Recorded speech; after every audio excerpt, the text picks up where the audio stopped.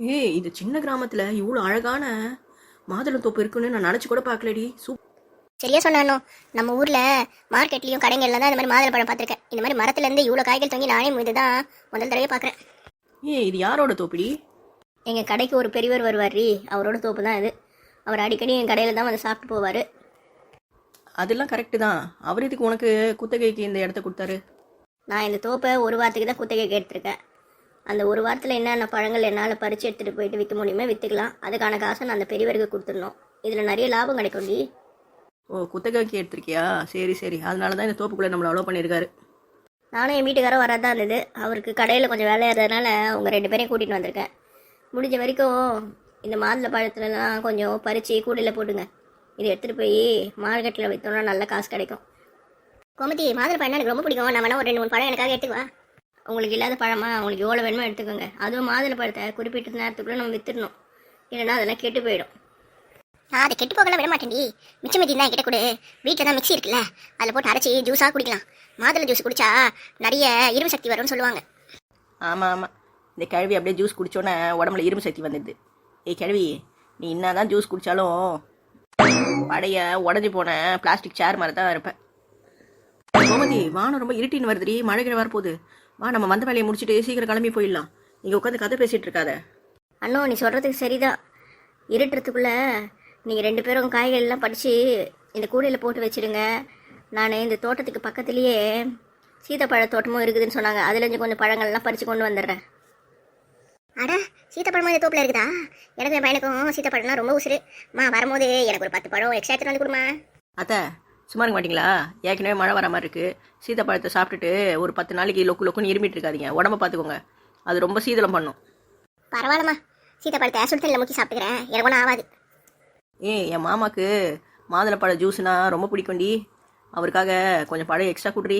காசு வேணால் கொடுத்துட்றேன். ஏய், அதெல்லாம் ஒன்று வேணாம். காசை பற்றி கவலைப்படாத. உனக்கு எவ்வளோ பழம் வேணுமோ எடுத்துக்கோ. இந்த மாதிரி ஃப்ரெஷ்ஷான பழங்கள்லாம் ஊரில் கிடச்சிருக்கா? எங்கள் ஊர்லேயும் கிடைக்கும்டி, ஆனால் அது ரொம்ப தூரத்துலேருந்து வருது இல்லை, அதனால் இந்த அளவுக்கு ஃப்ரெஷ்ஷாலாம் இருக்காது. இந்த பழங்களை பார்க்கும் போதே மனசு ரொம்ப சந்தோஷமாக இருக்குது. நான் கூட இந்த மாதுளை பழங்களை சாப்பிட்டுட்டு கொட்டைங்களை எங்கள் வீட்டில் எடுத்துகிட்டு போய் போட போகிறேன். நிறைய மரங்கள் வளர்ந்தா நல்லது தானே. அண்ணோ, நம்ம வீட்டில் எங்கே மண்ணு தர இருக்குது? இந்த செடியில் எடுத்துகிட்டு போயிட்டு நம்மளால் நட்டு வைக்க முடிஞ்சா நான் இன்னத்துக்கு நர்சரியிலேருந்து நிறைய செடிகளை வாங்கி வச்சிருப்பேன்ல.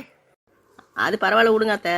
இப்போல்லாம் எல்லாரும் மாடி தோட்டம் போட ஆரம்பிச்சிட்டாங்க. நம்மளும் மாடியில் ஒரு 2 தொட்டி வச்சு அதில் இந்த விதைகளை போடலாம். மரம் நல்லா வளர்ந்து வந்து காய்கறி கொடுத்தா நமக்கு நல்லது தானே. அதுவும் நம்ம கையால் ஒரு செடி வளருதுன்னு நினச்சோன்னா ரொம்ப சந்தோஷமாக இருக்கும்ல. ஏய் சோம்பேறி, அது செடி வச்ச மட்டும் பத்தாது, தினமும் தண்ணி ஊற்றணும். அதெல்லாம் பண்ணுவியா? ஆமாம் ஆமாம், ஏற்கனவே ஒரு மீன் தொட்டியில் 2 மீன் வாங்கி விட்டா, அதுக்கு தினமும் தீனி போட்டு அந்த மீன் தொட்டி நான் தான் கழுவி வைக்கிறேன். இது பத்தாததுக்குன்னு செடி வர வளர்க்க போகிறாளா இவன்? நீ பாட்டுக்கிட்டு அந்த மீன்களை வளர்க்குறேன்ட்டு ஊரில் வாங்கி வச்சுட்டு விட்டுட்டு வந்துட்டியே. அந்த மீனை நான் தான் ஒன்றும் பராமரிச்சிட்டு இருக்கேன். இப்போது ஊருக்கு வரதுனால அந்த 2 மீனையும் பக்கத்து வீட்டில் கொடுத்துட்டு வந்திருக்கேன். அவங்கள தான் பார்த்துக்க சொல்லிட்டு வந்திருக்கேன். அடா ஆமாம், மறந்தே போயிட்டேன். என்னோட சின்னுவும் சன்னுவும் எப்படி இருக்காங்க? என்னடி பேர் அது? சின்னு சன்னுவும்? அவன் வாங்கி வர பேரை வச்சுப்பா. ஆனால் மீனுக்கு சோத்தை ஒழுங்காக போட மாட்டான். அத்தை, இருந்தாலும் நீங்கள் என்ன ரொம்ப மட்டம் தட்டி பேசாதீங்க. நீங்கள் இருக்க தைரியத்தில் தான் விட்டுட்டு வந்தேன். நல்லபடியாக பார்த்துக்கிட்டீங்களே, ரொம்ப சந்தோஷம். ஆமாம், நான் ஊருக்கு கிளம்பி வரும்போது சன்னும் புலதாச்சி இருந்தாலே குட்டிங்களாம் போட்டாளா? போட்டா எப்படி ஒரு 50 குட்டி போட்டா. அதில் ஒரு 20 தான் இருந்தது. அது நம்ம பக்கத்து வீட்டில் ஒரு சின்ன பையன் இருக்கான்ல, ராமு, அவன் வாங்கிட்டு போயிட்டான். என்னத்த அவனுக்கு போய் கொடுத்துருக்கீங்க? அவன் சின்ன பையனாச்சு, அவன் எப்படி பார்த்துப்பான்? ஏடி, அந்த புள்ளதாச்சி சின்ன பார்த்துக்காம நீ பாட்டு தனியாக ஊருக்கு வந்துட்டேன். நான் தான் அதை பார்த்தேன். அதை பத்திரப்படுத்தி அந்த குட்டிங்களெல்லாம் எடுத்துகிட்டு போய் வளர்த்துட்டு இருந்தேன். இப்போ வந்து பெரிய அக்கறை இருக்க மாதிரி பேசுகிறேன். அச்சோ, நான் பண்ணது தப்பு தான் அத்தை. இப்போது சின்னுவும் சன்னுவும் நல்லா இருக்காங்களா?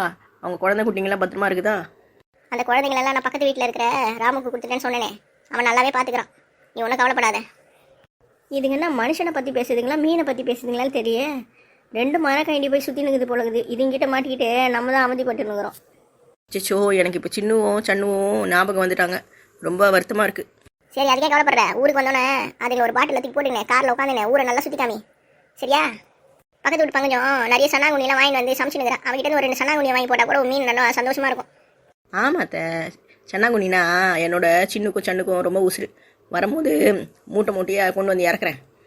நீ நம்ம பண்ணியாத்தா. ஆனால் இந்த மீன் தொட்டி கழுவுற வேலை மட்டும் என்கிட்ட விடாத, ரொம்ப கபடிக்குது. அது என்னத்த, என்னோட மாஸ்க்கு தான் ஊர்லேயே விட்டு வந்துக்கினேன். அதை மூக்கில் போட்டுக்கினேன் நல்லா தேய்ச்சி கண்ணாடி பாட்டில் கழுவி வைக்கிறது தானே. ஏன்டி உன் மாஸ்க்கை போட்டுக்கிட்டு நான் போய் சேர்றதுக்கா? இவன் ரொம்ப மோசமானவளாகிறா. என்னை போட்டு தள்ளத்துக்கு விதவிதமாக யோசிப்பா பொழுது. ஐயோ இதுங்க ரெண்டு வேலைக்கு ஆகாது பொழுது. பேசி பேசி கதையை எடுத்துங்க எங்கேயோ போயிட்டு இருக்குதுங்க. இதுங்கன்னா இன்றைக்கி நம்மளுக்கு உதவி பண்ணவும் பண்ணாதீங்களான்னு தெரியலையே.